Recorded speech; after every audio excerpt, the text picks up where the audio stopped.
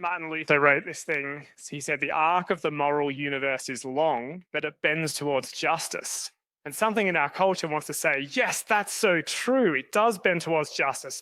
Things are going to get better. But the truth is that wouldn't be true if God didn't judge. Then most of the injustice that we see happening on our screens or in human history or down the street with a neighbor will go unpaid for. The scales won't be balanced. So what about the other objection?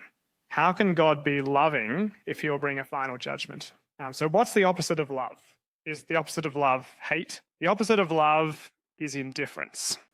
If you love someone and you see injustice happening, to stand and do nothing, it's not an act of love, it's an act of indifference. A God without judgment is an indifferent God. It's not the God of the Bible who actually feels grief when we do evil. And although he's very patient, he is compelled to intervene at some point, just like he did in Belshazzar's life. Belshazzar had committed a lot of injustice in his life, and holding him to account was an act of love towards those he'd wronged, and it was also an act of love towards Belshazzar himself.